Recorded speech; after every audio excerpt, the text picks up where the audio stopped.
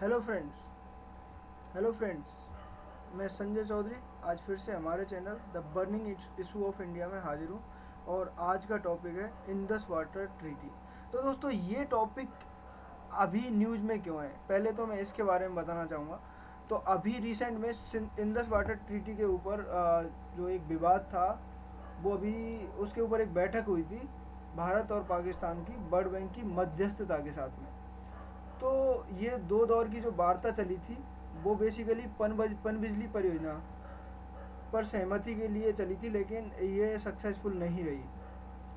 विश्व बैंक इसमें एक थर्ड पार्टी के रूप में है, जो कि अगर कभी भी भारत और पाकिस्तान के बीच में इंडस एंड उसकी ट्रिब्यूटरीज के बीच में कोई भी वाटर से रिलेटेड डिस्प्यूट अराइज होता है, तो वर्ल्ड बैंक उसमें हेल्प करेगा, दोनों के बीच में मध्यस्थता का काम करेगा।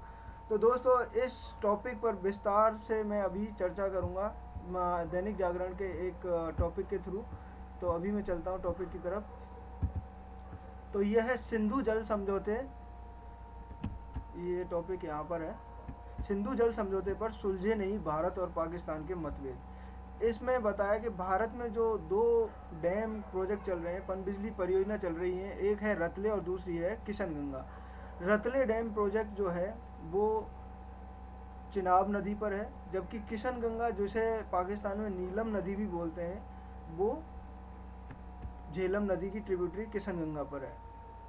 तो अभी मैं बताऊंगा, इसमें दोनों देशों के अधिकारियों की बैठक आयोजित हुई थी विश्व बैंक के साथ में, लेकिन ये बैठक का दौर सक्सेसफुल नहीं रहा और दोनों देश कोई भी स्वीकार मसौदे तक नहीं पहुंचे। तो अब दोस्तों, इस के साथ में मैं इंडस वाटर ट्रीटी, जो कि प्रीलिम्स के लिहाज से बहुत ही इम्पोर्टेंट है, उस पर चलना चाहूँगा। तो इंडस वाटर ट्रीटी 1960 में भारत के प्रधानमंत्री जवाहरलाल नेहरू और पाकिस्तान के राष्ट्रपति अयूब खान के साथ कराची में आयोजित हुई थी। और इसमें बेसिकली वर्ल्ड बैंक को एज ए थर्ड पार्टी या मध्यस्थ के रूप में चुना गया था। इस ट्रीटी में डिसाइड किया गया था कि सिंधु, चिनाब और झेलम, इन तीन नदियों का जल है वो पाकिस्तान के हिस्से में जाएगा, और रावी, ब्यास, सतलुज का जल है वो भारत के हिस्से में आएगा। यहाँ पे मैं ये न्यूज़ दिखा देता हूँ आप लोगों को।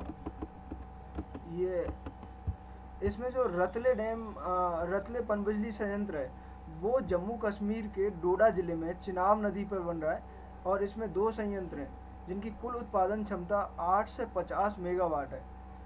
इसकी जो आधारशिला थी वो 2013 में प्रधानमंत्री मनमोहन सिंह ने रखी थी, और इसको 2018 तक पूरा करना था।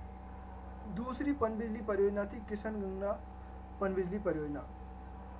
ये जम्मू कश्मीर के बांदीपुर के 5 किलोमीटर उत्तर में स्थित है, और इसका निर्माण कार्य 2007 में शुरू हुआ था, और ये 3 से 30 मेगावाट उत्पादन क्षमता का है, और इसका निर्माण कार्य 2016 में समाप्त होना था। लेकिन पाकिस्तान ने इस पर आपत्ति जताई, और स्थायी मध्यस्थता न्यायालय यानी कि COA ने 2011 में भी इस पर रोक लगाई थी अस्थायी रूप से। लेकिन 2013 में न्यायालय ने भारत को किशनगंगा नदी के बहाव को मोड़ने की मंजूरी दे दी। उसके बाद से इस पर भारत ने अपना काम फिर से शुरू किया, लेकिन 2016 में पाकिस्तान द्वारा फिर से ये मुद्दा उठाया गया था, और वर्ल्ड बैंक में उसने ये बोला कि इंडिया पानी रोक रहा है पाकिस्तान की नदियों का।